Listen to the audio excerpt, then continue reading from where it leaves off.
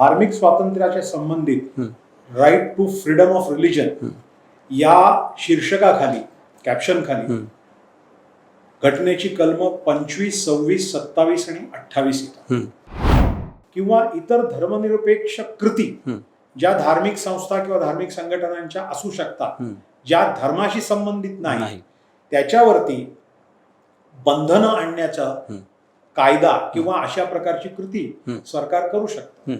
तर एखादा मदरसा असेल किंवा कुठलीही संस्था असेल ज्याच्यातून एखादी अतिरेकी गतिविधी जर का सुरू असेल तर त्याच्यावरती सरकार काही आळा टाकू शकतं का, त्याच्या बंद करू शकतं का, किंवा त्याच्याकडे कसं काय बघू शकतं? संपूर्णपणे सरकारी ग्रँटवर चालणाऱ्या कुठल्याही संस्थेमध्ये कुठल्याही प्रकारचं धार्मिक प्रशिक्षण देता येणार नाही.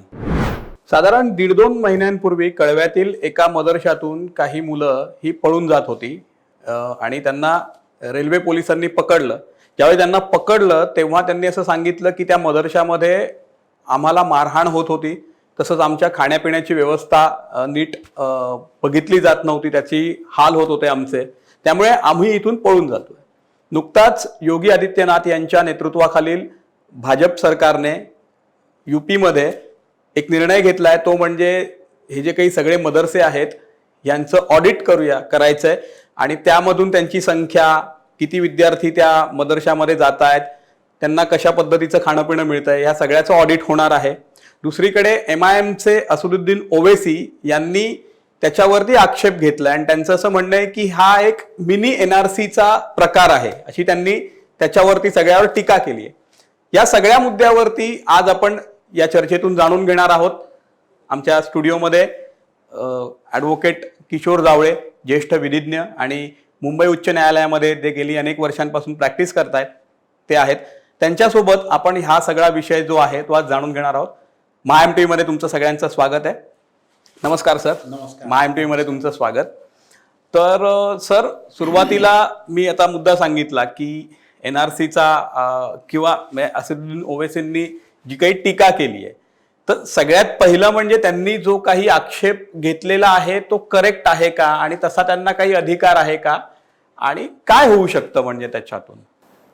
मला असं वाटतं की या प्रश्नाचं उत्तर आपल्याला सहज मिळेल जर आपण आपल्या संविधानामध्ये धार्मिक स्वातंत्र्याचा जो अधिकार अनुस्यूत आहे, अंतर्भूत आहे, त्याच्या संबंधीची जी कलमं आहे त्यांच्याकडे जर आपण पाहिलं तर आपल्याला याचं उत्तर मिळेल. धार्मिक स्वातंत्र्याच्या संबंधित right to freedom of religion या शीर्षकाखाली कॅप्शन खाली घटनेची कलम 25, 26, 27 आणि 28 येतात. कलम 25 प्रमाणे सर्व नागरिकांना भारताच्या आपल्या धर्माचं स्वातंत्र्य आहे, आपल्या धर्माच्या आचरणाचं स्वातंत्र्य आहे, तसंच प्रॅक्टिस आणि प्रॉपगेट, आचरण आणि प्रसार, हे सर्व अधिकार धार्मिक स्वातंत्र्यात मिळालेले आहेत. परंतु कलम 25 सुरुवातीलाच ही गोष्ट स्पष्ट करतं की हे अधिकार अमर्याद नाहीत. Those are subject to public order, म्हणजे कायदा सुव्यवस्था, मोरॅलिटी, नैतिकता, हेल्थ, आरोग्य, आणि सर्वात महत्वाचं म्हणजे to the other provisions of this part. आता धिस पार्ट याचा अर्थ आपण समजून घेऊया. धिस पार्ट म्हणजे भाग 3, घटनेचा भाग 3. या भागामध्ये नागरिकांचे सर्व मूलभूत अधिकार हे एन्श्राईन केले गेलेले आहेत, अनुस्यूत केले गेलेले आहेत. याचा अर्थ असा होतो की प्रत्येकाचा धर्मस्वातंत्र्याचा अधिकार हा भाग 3 मध्ये जे नागरिकांचे इतर मूलभूत अधिकार आहेत त्यांच्याशी बांधला गेलेला आहे. जर त्या अधिकारांवरती कुठेही या अधिकाराचं गंडांतर येत असेल तर त्याच्यावरती प्रतिबंधात्मक उपाय करण्याचा अधिकार सरकारला घटनेने दिलेला आहे.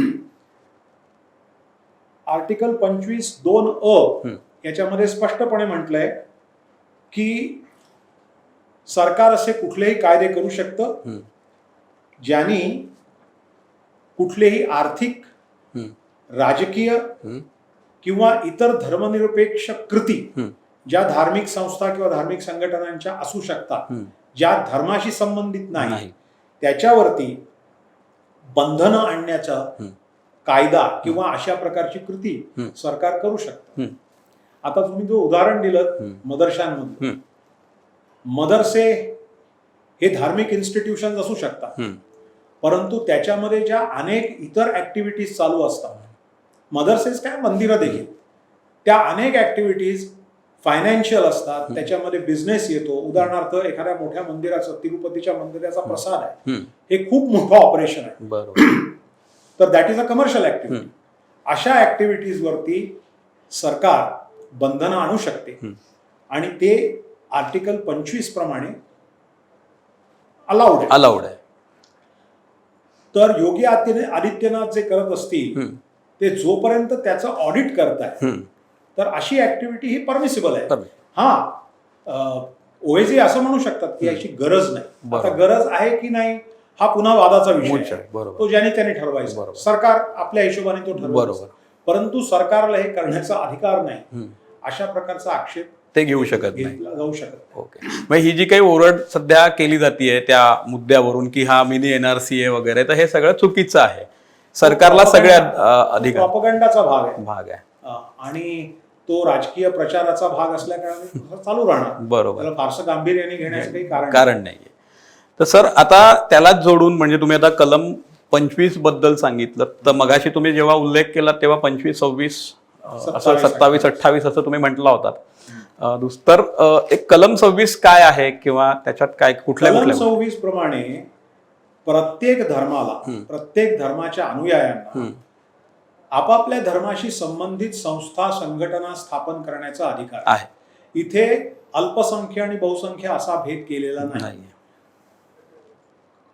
फ्रीडम ऑफ रिलिजन या कॅप्शन खाली जी कलम मी मगाशी आपल्याला सांगितली 25, 26, 27, 28, त्यात कुठेही मायनॉरिटी मेजॉरिटी असा दुजाभाव केलेला नाही.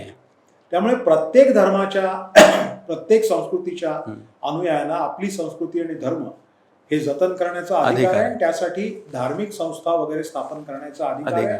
त्यांचं प्रशासनही आपल्या हातात ठेवण्याचा अधिकार आहे. 27 प्रमाणे टॅक्सेस भरताना कुठल्याही नागरिकावरती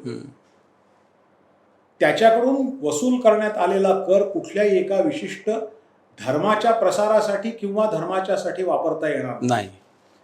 28 एक महत्वाचं आहे की अशी कुठलीही संस्था, विशेषतः शिक्षण संस्था, रिलिजियस इन्स्ट्रक्शन देऊ शकत नाही, धार्मिक शिक्षण देऊ शकत नाही जर ती संस्था, शिक्षण संस्था ही पूर्णपणे सरकारतर्फे फंडेड असेल तर.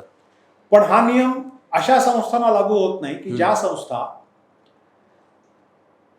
एखाद्या ट्रस्टच्या खाली स्थापन झालेल्या असतात, अस्तित्वात येतात, आणि त्या ट्रस्टचं जे डीड आहे, ट्रस्टी मूळचा जो ट्रस्टी आहे त्यांनी असं लिहिलेलं आहे की ह्याच्यामध्ये धार्मिक शिक्षण दिलं जावं. अच्छा.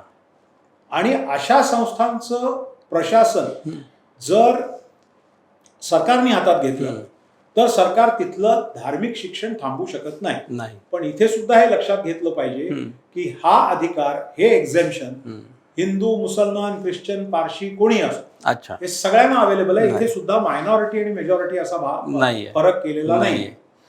पण सर याच्यात मला एक म्हणजे प्रश्न आहे की जर का समजा आता जे काही मदरसे आहेत सगळे, त्याच्यामध्ये तुम्ही म्हटलात की ट्रस्टीनी जर का असं मेन्शन केलं असेल की इथे आम्ही धार्मिक शिक्षण देऊ तरच ते अलाउड आहे. नाही, आता त्याच्यामध्ये आणखी एक भाग आहे की 25, 26, 27, 28 हे फक्त धार्मिक विषयाशी संबंधित आहे, फ्रीडम ऑफ रिलिजन. 29 आणि 30 ही दोन कलम जी आहेत ती सांस्कृतिक आणि शैक्षणिक, कल्चरल अँड एज्युकेशनल राईट्स बद्दल आहे. अल्पसंख्य आणि बहुसंख्य हा भेद या 29 आणि 30 या कलमामध्ये स्पष्टपणे केलेला आहे. पण मग तुम्ही असं म्हणाल की मग हे कल्चरल अँड एज्युकेशनल राईट्स याचा अर्थ काय, सांस्कृतिक आणि शैक्षणिक याचा अर्थ काय? तर सांस्कृतिक याचा अर्थ 25, 26, 27, 28 या कलमांमध्ये सर्व धार्मिक अधिकार येतात. 29 आणि 30 मध्ये सांस्कृतिक अधिकार येतात. याचा अर्थ 29 मध्ये स्पष्टपणे असं म्हटलेलं आहे की प्रत्येक अल्पसंख्य समाजात, मग तो अल्पसंख्य समाज धार्मिक असेल, भाषिक असेल, त्याला आपापल्या संस्था स्थापन करणं आणि आपलं अस्तित्व जतन करण्याचा अधिकार आहे.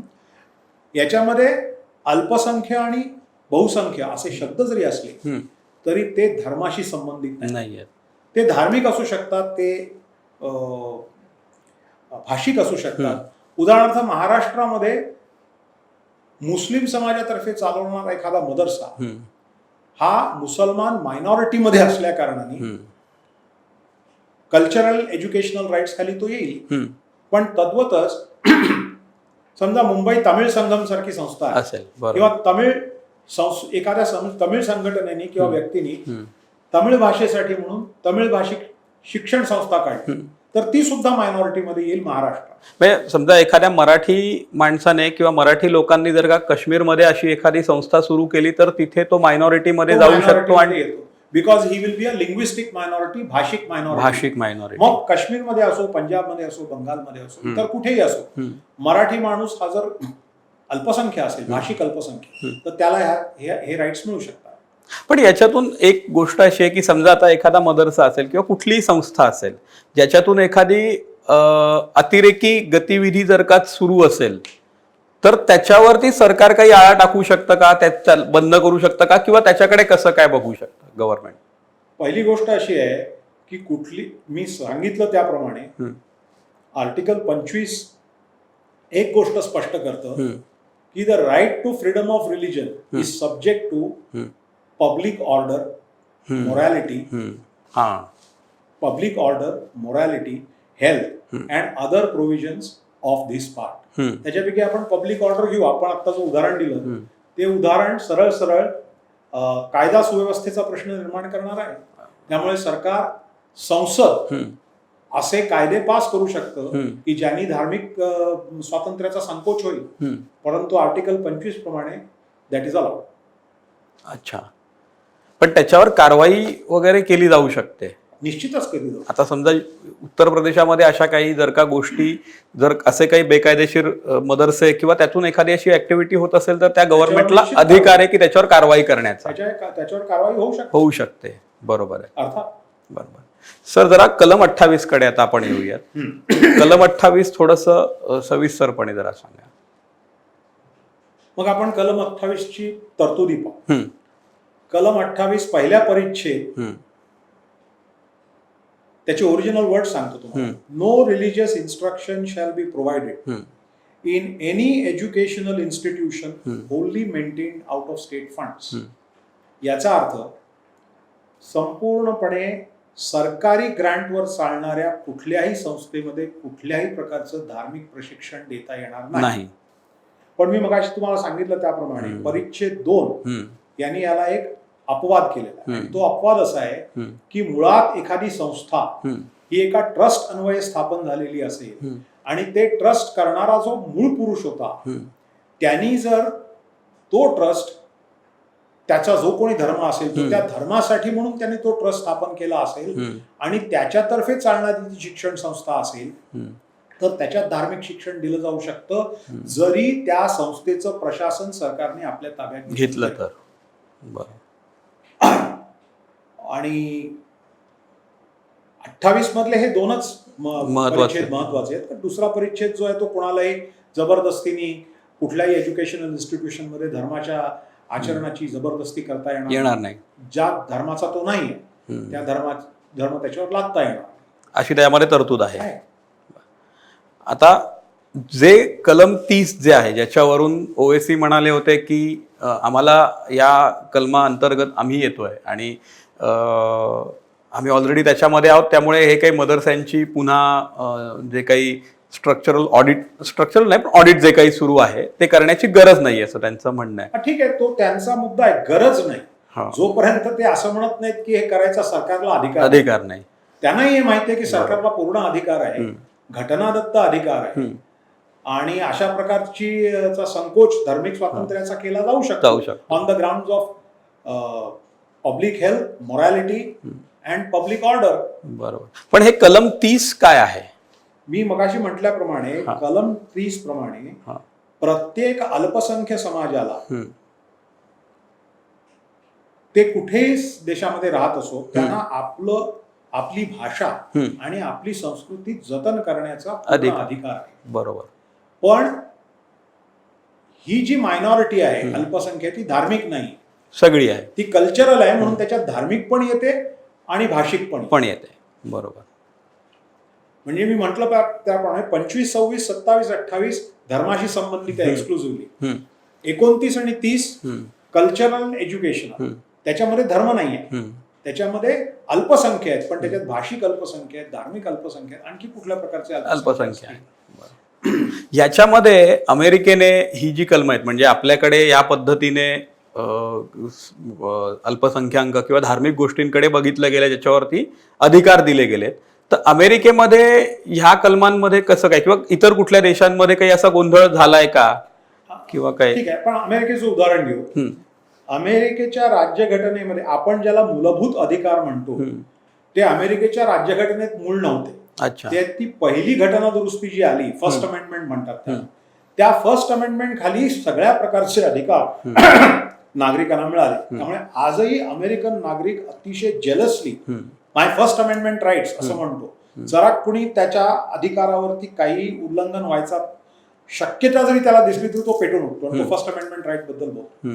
याच फर्स्ट अमेंडमेंटचा एक भाग म्हणून 2 परिच्छेद सांगण्यात येतात. एक एस्टॅब्लिशमेंट क्लॉज आणि दुसरा free exercise clause. Establishment clause हा आपल्या 25, 26, 27, 28 याच्याशी मिळता जुळता आहे की ज्याच्यामध्ये सरकार अशी कोणतीही कृती करणार नाही, अशी कोणतीही संस्था स्थापन करणार नाही जी कोणत्याही एका धर्माची तळी उचलून धरणारी आहे. फ्री एक्सरसाइज क्लॉज हा आहे की प्रत्येकाला आपलं धार्मिक स्वातंत्र्य आहे आणि तसं ते असल्या कारणाने त्याला बलात् दुसऱ्या कुठल्या तरी धर्माचं आचरण करण्याची जबरदस्ती करता येणार नाही.